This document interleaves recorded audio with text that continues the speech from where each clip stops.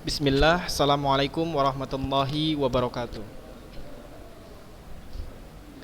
Alhamdulillah, segala puji bagi Allah yang telah meneguhkan keimanan kita di dalam manhaj salaf. Dan Allah juga telah mengizinkan kita, masih mengizinkan kita untuk hidup dan menikmati nikmat-nikmat Allah, halnya dengan kesehatan, rezeki, udara, kehidupan yang layak, aman, tentram, nyaman. Dengan begitu wajib tentunya bagi kita untuk selalu bersyukur. Dan perwujudan syukur itu bukan hanya sekedar dengan perwujudan syukur semata, tetapi dengan selalu menjalankan seluruh perintah Allah Subhanahu wa taala dan juga menjauhi segala larangannya, sehingga nanti kita dapat dicap atau distempel sebagai orang yang beriman dan bertakwa. Salawat dan salam kita sampaikan pula kepada Nabi Muhammad sallallahu alaihi wasallam, keluarga beserta para sahabat yang dengan beliau saat ini kita dapat merasakan Islam dalam keadaan manis. Tidak seperti Islam pada awal permulaan, yang mungkin jika kita berada di posisi masa-masa awal perjuangan Islam, kita akan merasa berat dan mungkin bisa jadi tidak sanggup. Maka itu juga bisa dijadikan dasar dan landasan untuk kita selalu bersyukur kepada Allah Subhanahu wa taala.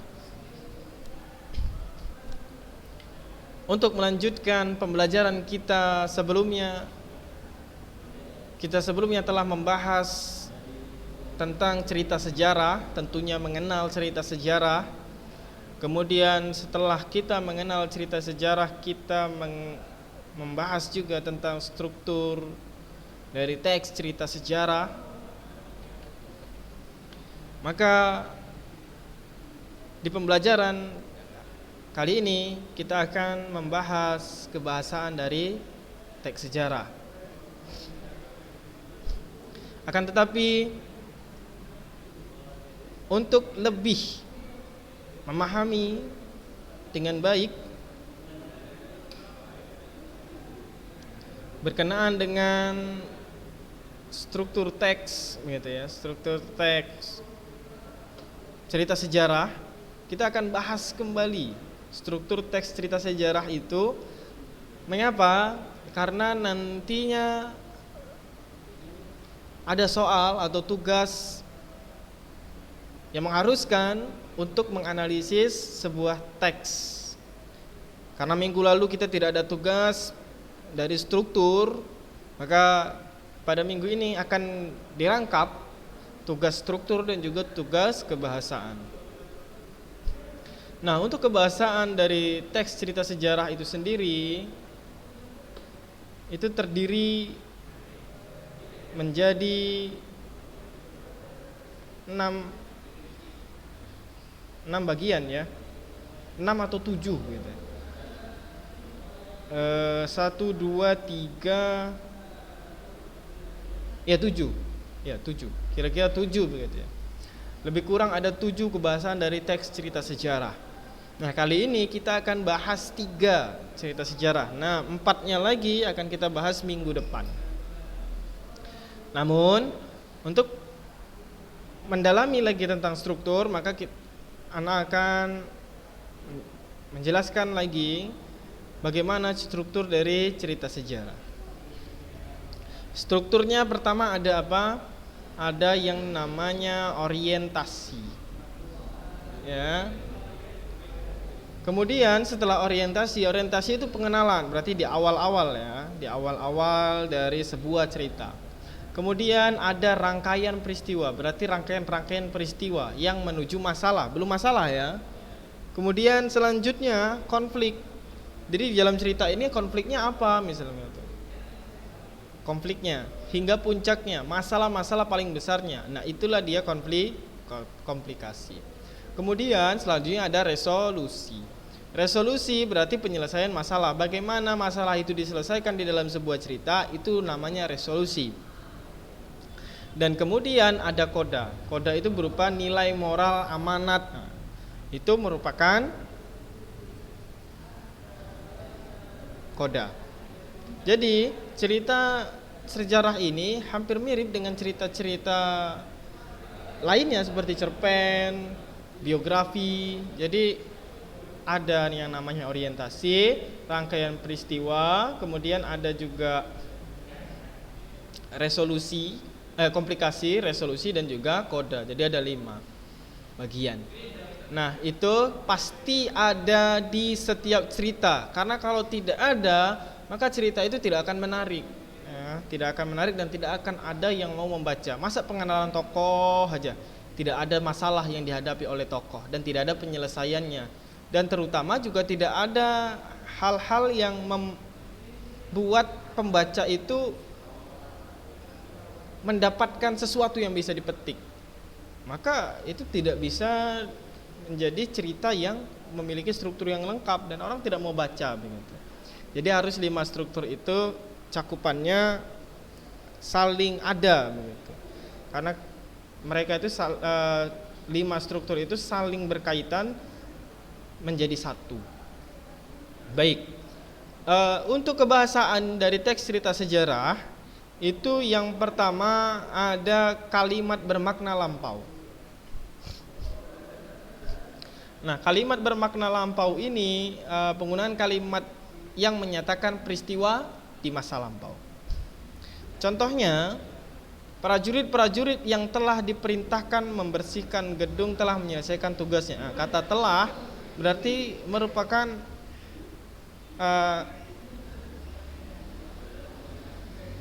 makna yang sifatnya lampau.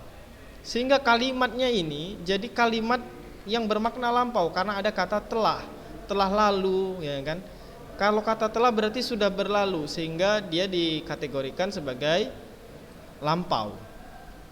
Kemudian pada abad 16 bangsa di Eropa melakukan penjajahan. Nah, abad 16 juga sudah lampau.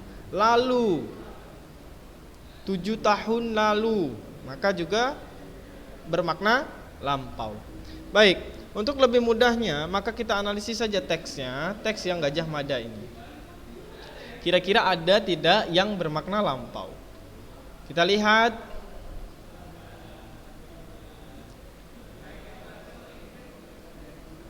Kita buat apanya dulu ya?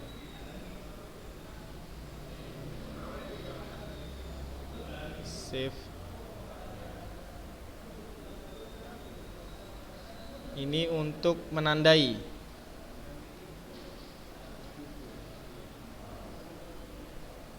Mana dia?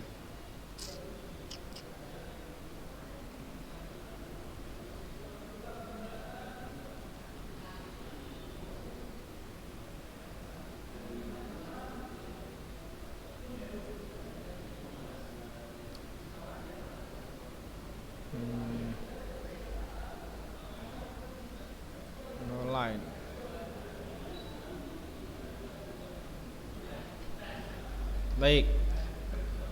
Nah, cerita macam itu berkembang ke arah salah kaprah. Entah siapakah yang bercerita. Kabut tebal itu memang disengaja oleh para dewa kahyangan agar wajah cantik para bidadari yang turun di kayang melalui pelangi jangan sampai dipergoki manusia. Para bidadari itu turun untuk memberikan penghormatan kepada satu-satunya wanita di dunia yang terpilih sebagai sang Andanateswati, yang berarti wanita utama yang menurunkan raja-raja besar di tanah Jawa. Maklum sebagai sang ini, Kendedes adalah titisan dari Pratnya Paramita, Dewi ilmu pengetahuan. Kita lihat yang maknanya lampau.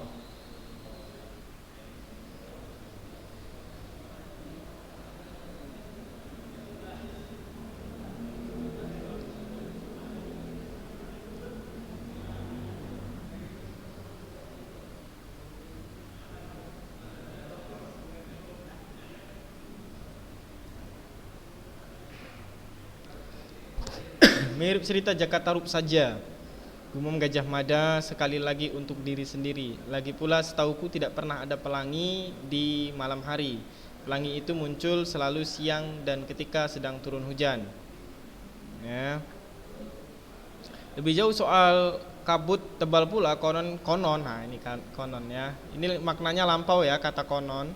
Nih makna lampau. Ini maknanya lampau. Ketika calon arang si perempuan penyihir dari Girah marah dan menebar tenung, kabut amat tebal membawa penyakit turun tak hanya di wilayah tertentu, namun merata di seluruh negara. Menyebabkan Prabu Airlangga dan Patih Narotama kebingungan dan terpaksa meminta bantuan kepada Empu Barada untuk meredam sepak terjang wanita menaklukkan itu. Empu Barada benar-benar sakti. Empu itu menebas pelepah daun keluih yang melayang terbang seketika dibacakan japa mantra. Beralaskan pelepah daun itulah Empu Barada terbang membumbung ke langit dan memperhatikan seberapa luas kabut pembawa tenung dan penyakit. Empu Barada melihat ampak-ampak pedut itu memang sangat luas dan menelan luas negara dari ujung ke ujung. Itulah cahaya yang Bagaskara yang datang di pagi harinya mampu mengusir kabut itu menjauh tanpa tersisa sejaknya sedikit pun. Hanya sebuah dongeng, gumam Gajah Mada untuk diri sendiri. Kabut tebal itu memang mengurangi jarak pandang siapapun untuk mengetahui keadaan di sekitarnya. Ketika sebelumnya siapapun tak sempat memikirkan, itulah saatnya siapapun mendadak merasakan bagaimana menjadi orang buta yang tidak bisa melihat apa-apa pada wilayah yang kabutnya benar-benar tebal. Untuk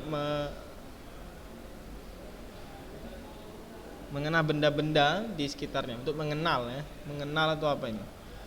Harus dengan meraba-raba. Kan tetapi tidak demikian dengan anjing yang menggonggong saut-sautan ramai sekali. Apa yang dilakukan anjing itu, laporannya akhirnya sampai ke telinga Gajah Mada. Gajah Enggon yang meminta izin untuk bertemu melepas warasa sandraan. Ya, tidak ada ya, berarti cuma satu. Hanya satu penggunaan masa lampau ya. Kalau di sini ana rasa juga tidak ada ya. Ya, hanya satu penggunaan konjungsi konjungsi kalimat yang bermakna lampau. Hanya satu ya, hanya satu. Baik, ini satu yang menggunakan lampau. Konon lebih jauh soal kabut tebal pula. Konon ketika calon arang si perempuan penyihir dari Girah marah dan menebar tenung, kabut amat tebal membawa penyakit turun tak hanya di wilayah tertentu. Jadi kata konon itu merupakan kalimat yang bermakna lampau ya. Konon katanya pada masa lalu, pada zaman dahulu itu kalimat yang bermakna lampau. Baik. Nah, inilah dia contohnya yang untuk bermakna lampau. Kemudian kebahasaan dari teks eksplanasi yang konjungsi kronologis. Nah, tadi kalimat bermakna lampau, contohnya kalau di teks Gajah Mada itu kata konon ya, kata konon. Dan kalimatnya itu tadi yang sudah Ana baca tadi. Nah, sekarang konjungsi kronologis. Konjungsi kronologis adalah kata penghubung yang menandai keterangan waktu pada sebuah kalimat. Ditandai dengan penggunaan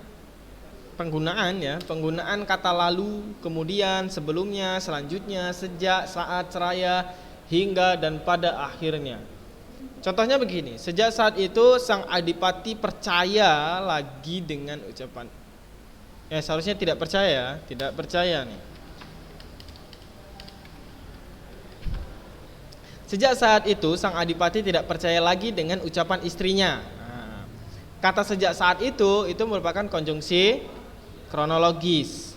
Nah, bisa juga menjadi sejak saat itu menjadi lampau. Tapi tidak semua kata itu tadi bisa menjadi lampau, kata kronologis menjadi kalimat lampau, karena kata kemudian, sebelumnya, selanjutnya, setelahnya saat itu seraya hingga pada akhirnya itu tidak bisa dikategorikan sebagai makna lampau. Maka untuk membedakan mari kita baca yang berhubungan dengan kronologis.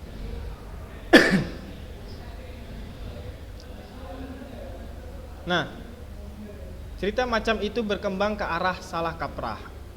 Entah siapakah yang bercerita, kabut tebal itu memang disengaja oleh para kayangan agar wajah cantik para bidadari yang turun dari kayangan melalui pelangi jangan sampai dipergoki. Para bidadari itu turun untuk memberikan penghormatan kepada satu-satunya wanita di dunia yang terpilih sebagai sang Andraneswati, yang berarti wanita utama yang menurunkan raja-raja besar di tanah Jawa ini. Maklum sebagai sang Andraneswari, Kendedes adalah titisan dari peratnya Paramita, Dewi Ilmu Pengetahuan. Apa benar kabut tebal itu turun karena para bidadari turun dari langit? Gajah Mada tidak bisa menyembunyikan senyumnya dari kenangan kakek tua yang menuturkan cerita itu dan mengaku memergoki para bidadari itu. Ingat, ini kan konjungsi ya, konjungsi. Lihat, yang tadi kan kalimat yang bermakna lampau, ini konjungsinya, ya. Dan mengaku memergoki para bidadari, lalu mengambil salah seorang di antara mereka menjadi istrinya. Gajah Mada ingat anak kakek tua itu perempuan semua dan jelek semua. Sama sekali tidak ada pertanda titisan bidadari. Belum ada ya, belum ditemukan konjungsi kronologis. Mirip cerita Jakartarup saja, gumam Gajah Mada sekali lagi untuk diri sendiri. Lagi pula, setauku tidak pernah ada pelangi di malam hari. Konjungsi kronologis tidak. Pelangi itu munculnya selalu siang dan ketika sedang turun hujan. Tidak ada konjungsi juga ya. Lebih jauh soal kabut tebal pula, konon juga bukan konjungsi ya. Ini maknanya lampau, bukan konjungsi. Ketika, ketika baru masuk.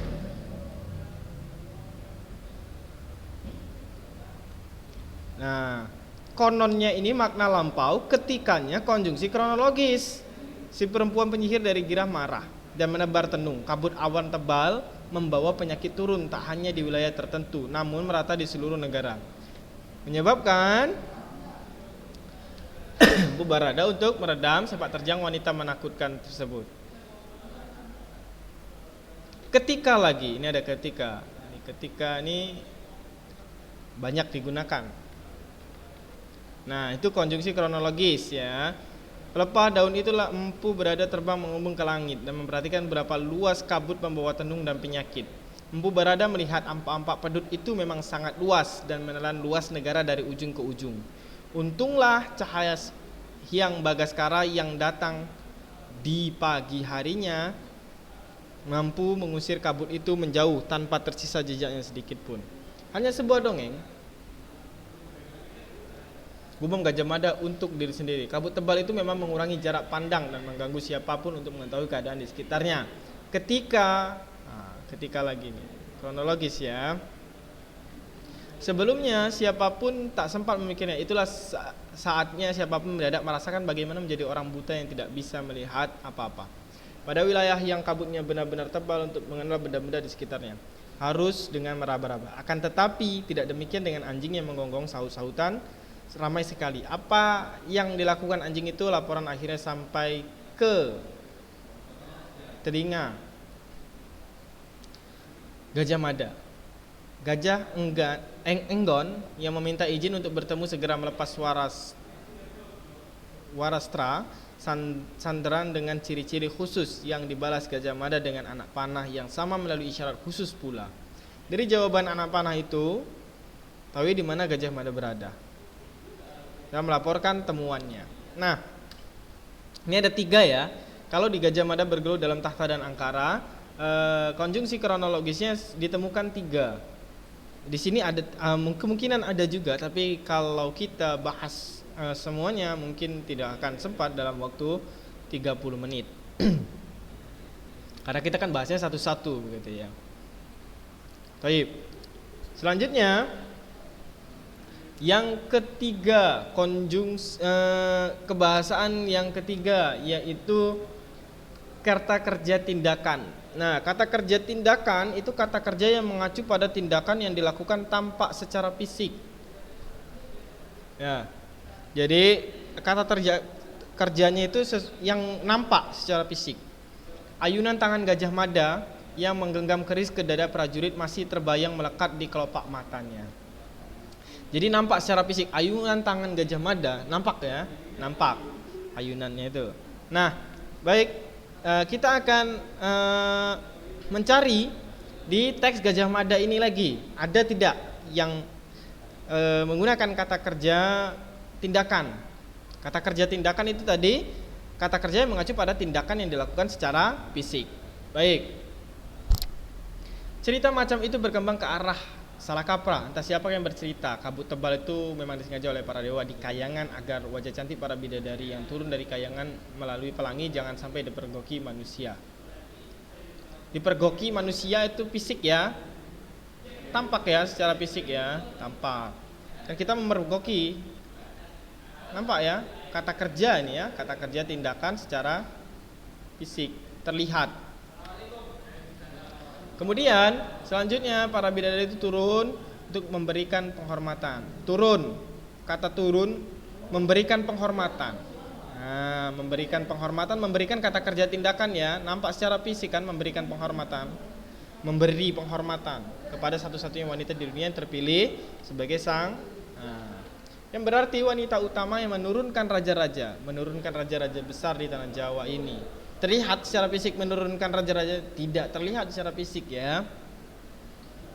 Kededes adalah titisan ilmu pengetahuan. Apa kabar kabut tebal turun karena para bidadari turun. Gajah Mada tidak bisa menyembunyikan senyumnya. Menyembunyikan senyum. Menyembunyikan senyum. Seandainya tampak tidak secara fisik tidak bisa menyembunyikan senyum. Berarti dia tertawa ya, tampak secara fisik. Inilah dia kata kerja tindakan. Kemudian menuturkan cerita yang menuturkan cerita itu dan mengaku memergoki para bidadari itu. Nah, tampak tidak memergoki. Kalau kira-kira memergoki ada, dipergoki, lampak memergoki juga ada aktivitas fisiknya. Lalu mengambil salah seorang di antara mereka menjadi istrinya. Mengambil salah seorang menjadi istri, mengambil. Bisa ya, tampak secara fisik ya mengambilnya ya. Tampak secara fisik tindakannya itu tadi. Gajah Mada ingat kakek tua itu perempuan semua dan jelek semua, sama sekali tidak ada pertanda titisan bidadari. Nah, berikutnya mirip cerita Jakatarup saja, gumam Gajah Mada sekali lagi untuk diri sendiri. Nah, kita lihat lagi. Lebih jauh soal kabut, konon perempuan penyihir menebar tenung. Kabut menebar tenung tampak tidak? Tidak ya, menebar tenung kan tidak tampak. Kabut amat tebal membawa penyakit. Kabut membawa penyakit. Kabut tidak ada aktivitas fisik. Tidak ada aktivitas fisik. Prabu kebingungan ada aktivitas fisik? Tidak. Ini kata kerja mental ya kalau kebingungan. Dan terpaksa meminta bantuan kepada Empu Barada untuk meredam sepak terjang wanita menakutkan itu. Empu Barada benar-benar sakti. Empu itu menebas pelepah termasuk ya, menebas pelepah, menebas. Kata menebas ini kata kerja tindakan.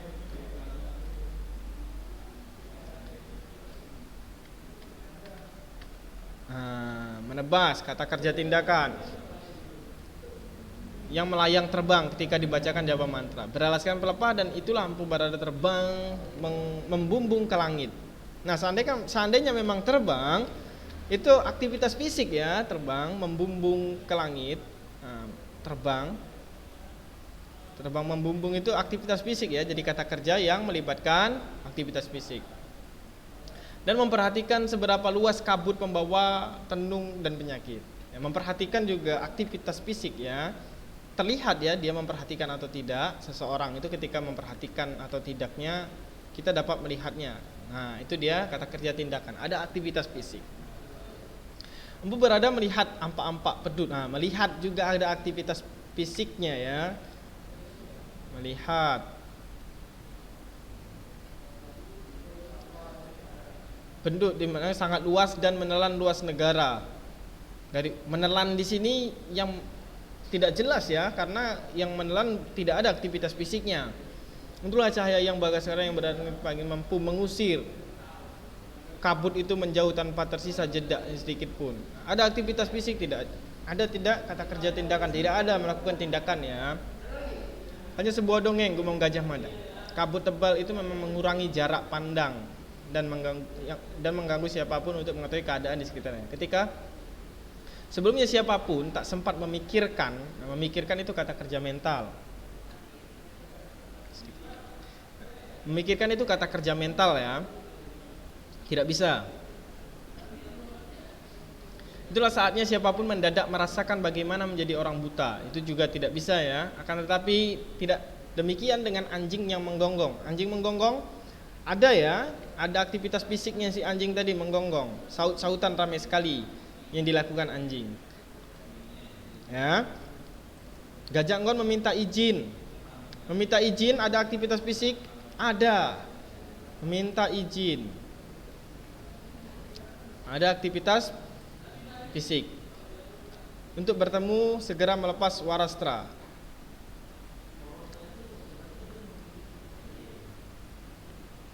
Baik. Segera melaporkan temuannya. Melaporkan itu juga ada aktivitas fisik ya. Kata kerja yang berupa tindakan ya. Kita nampak. Nah, ini adalah kebahasaan dari kata kerja tindakan yang di dalamnya melibatkan aktivitas fisik. Nah, inilah 3 kebahasaan yang minggu ini kita bahas, yaitu kalimat bermakna lampau, konjungsi kronologis, dan juga kata kerja tindakan. Selanjutnya ada tugas. Tugasnya yaitu kalian bacalah teks Pangeran Diponegoro. Ya, teksnya ada di buku kalau kalian sudah mengambil buku. Kalau tidak belum mengambil buku, maka teksnya ini kalian bisa besarkan. Kalau misalnya juga susah, maka kalian bisa download bukunya, buku buku bahasa Indonesia kelas 11 di internet. Di situ nanti ada teksnya. Teksnya itu ada di dalam buku ya. Jadi teks Pangeran Diponegoro. Ini teksnya, bisa kalian screenshot nanti di YouTube. Nah, ini teks yang berikutnya.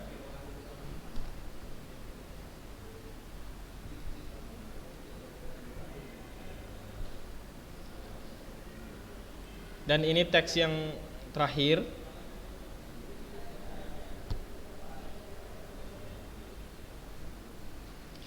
Nah, ini tugasnya. Bacalah teks Pangeran Diponegoro. Analisislah kebahasaan teks tersebut berdasarkan hal berikut. Ya. Apa kebahasaannya? Kebahasaannya kalimat bermakna lampau, konjungsi kronologis, dan kata kerja tindakan. Ya. Jadi kebahasaannya apa saja antum tuliskan. Buat tabel seperti ini. Misalnya kalimat bermakna lampau, kutipannya apa saja? Buat. Konjungsi kronologis, apa saja kutipannya, dan kata kerja tindakan, apa saja kutipannya. Kemudian tugasnya dikumpulkan ke nomor anak yang ini ya. Batas akhir pengumpulannya hari Sabtu pukul 22 WIB. Ingat, tugas dikerjakan karena tugas ini sebagai pengukur sejauh mana kalian telah memahami dan mengikuti pembelajaran ini, dan semoga pembelajaran kita ini mendatangkan manfaat yang baik. Ana akhiri dengan Assalamualaikum warahmatullahi wabarakatuh.